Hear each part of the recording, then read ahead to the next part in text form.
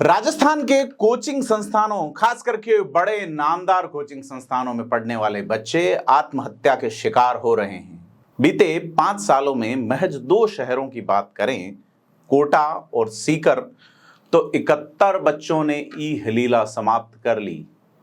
Covid काल को छोड़ दें तो 3 साल में 66 बच्चों की मौत हुई है। रिजल्ट का दौर चल रहा है और आज हम रिजल्ट निकालेंगे कि किस कोचिंग संस्थान में पढ़ने वाले बच्चे सर्वाधिक आत्महत्या कर रहे हैं। इन 71 में से किस संस्थान के कितने बच्चे मौत के मुंह में चले गए, इसमें पुलिस की भूमिका अभिभावकों के पक्ष में नजर नहीं आकर कोचिंग संस्थानों के पक्ष में ही तो नहीं है। नमस्कार, मैं प्रदीप हूं, आप थिंक 360 देख रहे हैं।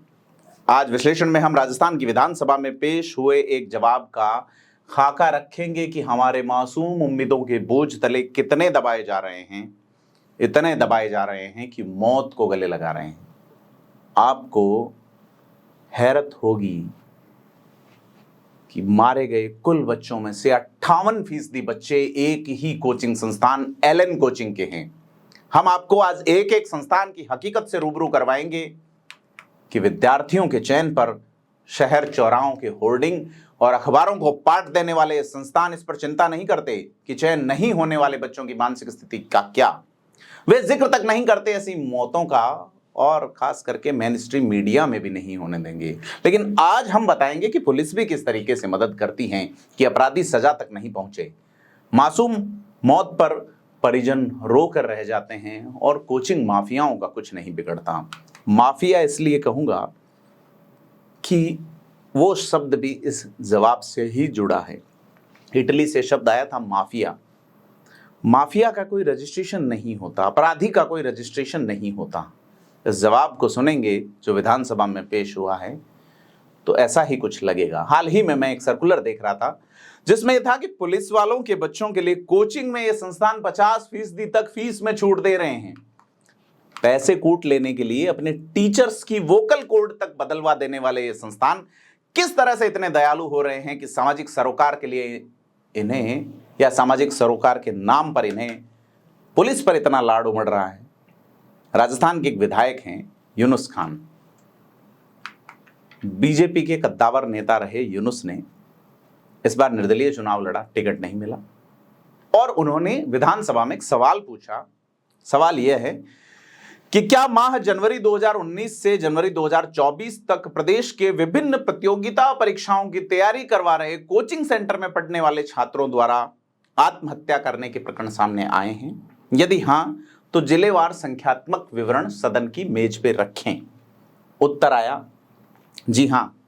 इस अवधि में प्रदेश के विभिन्न प्रतियोगिता परीक्षाओं की तैयारी करवा रहे कोचिंग सेंटर में पढ़ने वाले छात्र छात्राओं द्वारा आत्महत्या करने के 71 मामले दर्ज हुए हैं। इनका वर्षवार, जिलावार व थानेवार विवरण परिशिष्ट अ पर संलग्न है। हम आज इसी परिशिष्ट अ का विश्लेषण कर रहे हैं। वीडियो थोड़ा लंबा हो जाएगा परंतु उसकी परवाह नहीं है। काश उन मासूम बच्चों की जिंदगी थोड़ी सी लंबी हो जाती तो हमें खुशी होती। अब परवाह है कि बच्चे इस तरह से जान नहीं गंवाएं और सरकार और जिम्मेदार उनके बारे में सोचें। यूनुस खान आगे सवाल पूछते हैं, क्या प्रदेश में बिना नियमों के अपंजीकृत कोचिंग सेंटर संचालित हैं? यदि हां, तो उक्त अवधि में कितने कोचिंग सेंटर के विरुद्ध कार्रवाई की गई? यदि नहीं तो क्यों? जिलेवार संख्यात्मक विवरण रखें। इसका उत्तर आता है कि पंजीकरण संबंधी नियम नहीं होने के कारण वर्तमान में कोचिंग संस्थान बिना पंजीकृत संचालित हो रहे हैं। पंजीकरण माफियाओं का भी नहीं है। पानी माफिया, पेपर माफिया। कोचिंग संस्थानों पर नियंत्रण हेतु समय समय पर दिशा निर्देश जारी किए गए हैं। कोचिंग संस्थानों के पंजीयन एवं विनियमन हेतु भारत सरकार ने दिशा निर्देश दिनांक 16/1/2024 जारी कर लीगल फ्रेमवर्क करने हेतु राज्यों को भेजे हैं। केंद्र चिंता कर रहा है। केंद्र द्वारा जारी दिशा निर्देशों को अडॉप्ट करते हुए इनकी पालना सुनिश्चित कराने हेतु सभी जिला कलेक्टर को भिजवाया गया है। विधेयक तैयार करने का कार्य प्रक्रियाधीन है। विधेयक के कानून के रूप में अस्तित्व में आते ही कोचिंग संस्थानों के पंजीकरण का कार्य प्रारंभ हो सकेगा।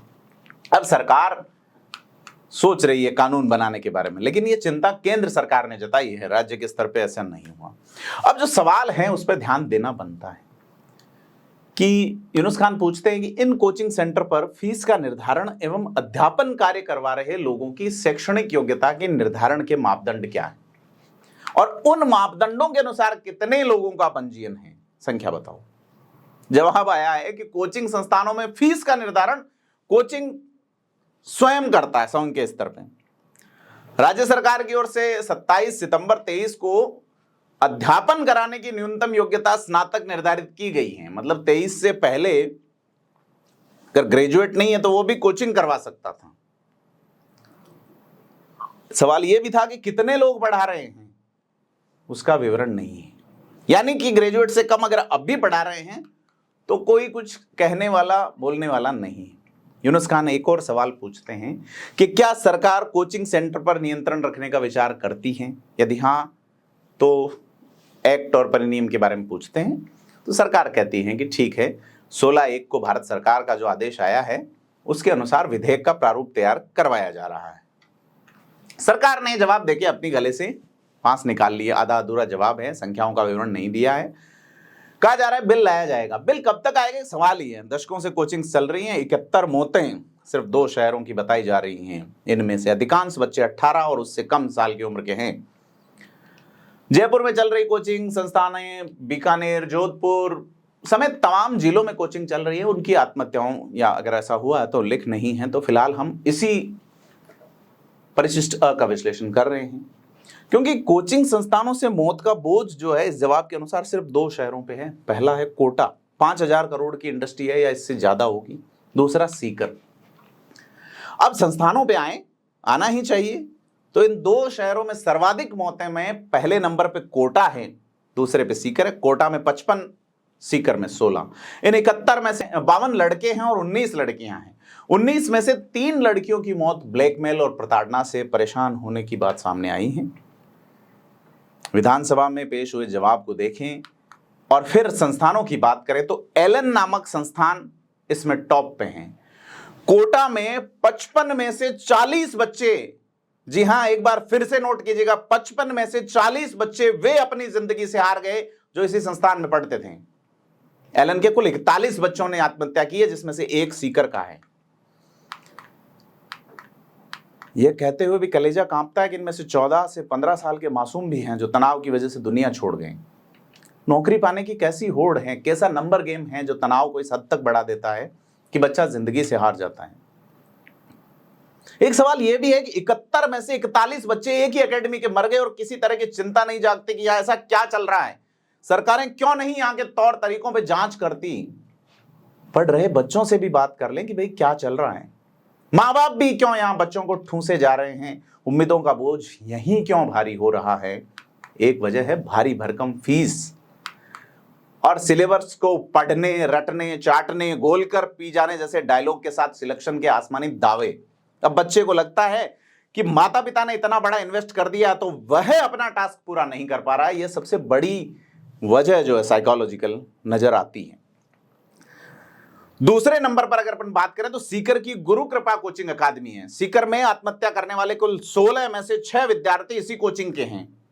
काश बच्चों पे काउंसलिंग या मोटिवेशनल जैसी गुरु कृपा भी बरसती तो शायद किसी के घरों के चिराग नहीं बुझते। तीसरे नंबर पर रिजोनेंस और फिजिक्स वाला नाम की कोचिंग संस्थाएं हैं जहां के 5 बच्चे मौत का शिकार हुए हैं। जांच इनकी भी नहीं हुई कि यहां पढ़ाने का तरीका क्या है, कौन पढ़ा रहा है।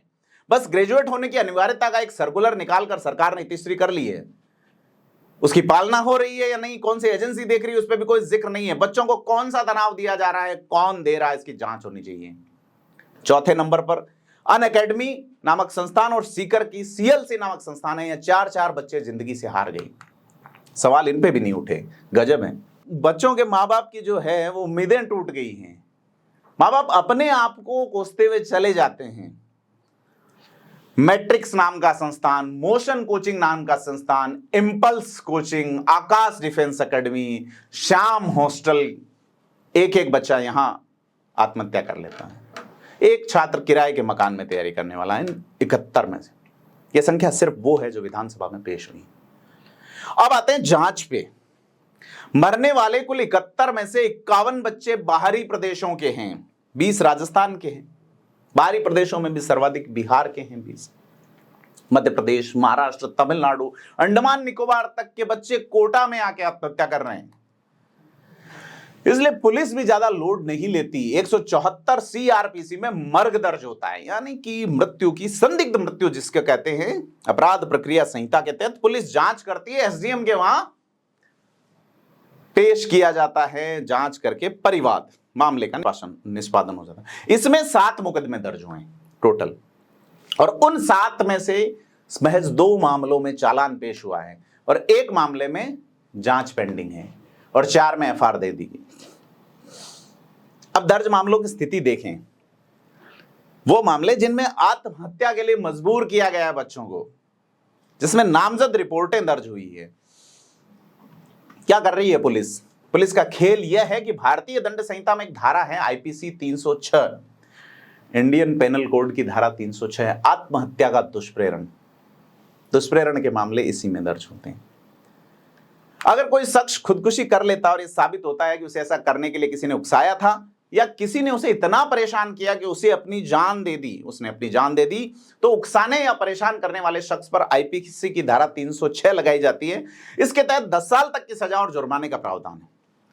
लेकिन यहां अगर हेयरलाइन डिफरेंस देखें कि जो डीओ है, ड्यूटी ऑफिसर, जो एफआईआर दर्ज करता है, वो क्या खेल कर रहा है। 306 से जस्ट ऊपर एक धारा है 305, डिस्क्रिप्शन सेम ही है। लेकिन अगर आत्महत्या के लिए किसी नाबालिग को उकसाया जाता है तो 305 लगेगी। ऐसे व्यक्ति को जो मानसिक तौर पे कमजोर है या नाबालिग है या मत्तता की स्थिति में है, जो सही और गलत का फैसला करने की स्थिति में नहीं है, तो उकसाने वाले शख्स पे धारा 305 लगाई जाती है। और 305 के तहत 10 साल छोड़िए, उम्र कैद तक की सजा है। उम्र कैद ही नहीं, फांसी की भी सजा है इस धारा में। लेकिन पुलिस ये धारा ही नहीं लगा रही। यहां नियत नजर आती है। 50% छूट यूं ही नहीं मिल रही। होमगार्ड के लोग एड़ियां घिसते हैं धूप में रात को, उनके बच्चों को 50% छूट नहीं देते। ये कृपा इसीलिए नहीं बरसती राजस्थान में। यहां नाबालिगों के मामले में पुलिस 306 ही उपयोग कर रही है और उसी पे जांच हो रही है, उसी पर एविडेंस है और उसी पर सीआरपीसी है, उसी पे एविडेंस एक्ट चल रहा है। हैरत है कि सीकर के एक मामले में, एक नाबालिग मृतका वाले मामले में पोक्सो का प्रकरण दर्ज हुआ है, लेकिन चालान पेश हुआ, लेकिन 305 नहीं लगाई। सरकार ने एक अच्छा काम किया है कि विधानसभा में यूनुस खान के सवाल के जवाब में कोचिंग संस्थानों का नाम उजागर किया है। मुझे यह पता है कि इस वीडियो के बाद कईयों के पेट में दर्द होगा, निश्चित तौर पे होना ही चाहिए, इसीलिए तो वीडियो बनाया है। परंतु काश इस दर्द की दवा ढूंढी जाए। बच्चा नहीं कर पा रहा है तो उस पर बोझ मत डालिए। यदि वह विपरीत परिस्थितियों के सामने आत्महत्या जैसा भयानक कदम उठा सकता है, तो जीवन में आपके बात कर लेने, सहलाने, दुलारने, पुचकाने और मोटिवेट करने की सही परिस्थिति में अच्छा कदम भी उठाएगा, प्रभावी कदम भी उठाएगा। एक बात और कह दूं, कुछ लोग ये भी कहेंगे कि मौतों के लिए कोचिंग संस्थान कैसे जिम्मेदार हो सकते हैं। उनकी ये बात सही भी हो सकती है। इसलिए मैं जो भी बात कह रहा हूं पहले की, इसलिए कह रहा हूं कि इस पर रिसर्च होना चाहिए, इस पर जांच होनी चाहिए कि कौन जिम्मेदार है। परंतु मैं एक अपनी क्षुद्र बुद्धि लगाऊं तो इन आंकड़ों में यदि हम 2020 और 21 के आंकड़े देखें तो मात्र 5 ही बच्चे हैं, यानी 71 में से 66 तब मौत का शिकार हो रहे हैं जब कोचिंग धड़ल्ले से चलती है। ये 2 साल वो थे जब देश कोविड से जूझ रहा था। इन 2 सालों में आईआईटी और मेडिकल में सेलेक्ट उतने ही बच्चे हुए जितने होने थे, लेकिन मौतें कम हुई क्योंकि कोचिंगें बंद थी। हमें सोचना चाहिए और सोचना ही चाहिए। देखते हैं कि सरकार बिल कब लाती है और उसमें क्या लाती है। यह बिल कोचिंग संस्थानों की नजर से होगा या उस देश के भविष्य की नजर से होगा जो अंधी स्पर्धा में हार कर मौत को गले लगाकर वो बच्चे अपने आप को खत्म कर रहे हैं जो देश का भविष्य होना थे। आप अपनी अमूल्य राय हमें कमेंट बॉक्स में जरूर बताएं। आपको वीडियो कैसा लगा, और साथ ही थिंक 360 को सब्सक्राइब करें। धन्यवाद।